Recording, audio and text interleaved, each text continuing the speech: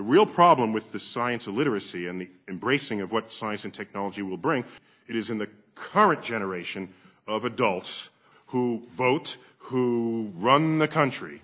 If we are not able to ask skeptical questions, to interrogate those who tell us that something is true, to be skeptical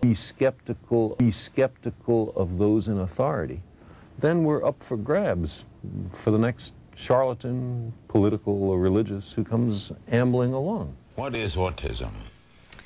Wow. Well, it differs for a lot of people, but or opinions. But I believe that it's an infection and/or toxins and/or funguses on top of vaccines that push children into this neurological downslide. And this combustible mixture of ignorance and power, sooner or later, is going to blow up in our faces. Blow up in our faces. Blow up in our faces. Parents need to know what is being injected into their child. When parents choose not to vaccinate, other parents around them may have similar ideas, and so what you get are pockets, groups of people who think the same, and so you now have a cluster of children who are susceptible. So if that bad germ gets into that group, all of a sudden, whoosh, you'll have an epidemic. Science is more than a body of knowledge. It's a way of thinking, a way of skeptically interrogating the universe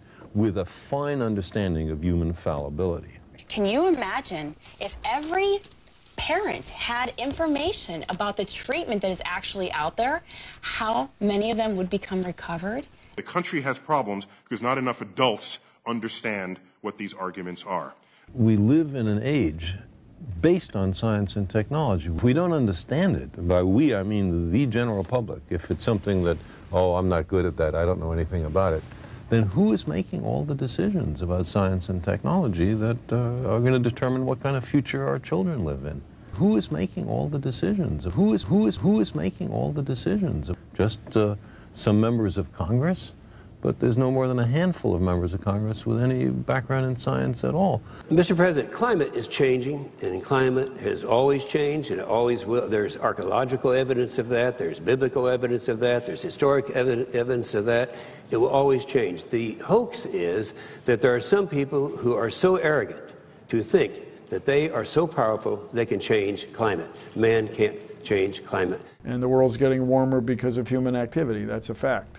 The problem is the speed at which things are changing. We're putting carbon dioxide in the air at a prodigious rate, and the world's getting warmer, and you can know this by looking carefully at the rings on trees during warm seasons, wet seasons, cold seasons, dry seasons. And you can work your way back and figure out that the Earth is getting warmer faster than it's ever gotten before. We keep hearing that 2014 has been the warmest year on record. I asked the chair, you know what this is? It's a snowball, and that's just from outside here.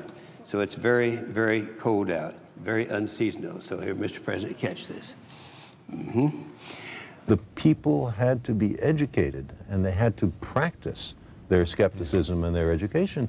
Otherwise, we don't run the government runs us. What matters are the cultural shifts in how the electorate views the role of science and technology in our daily lives. We've got symptoms in society today.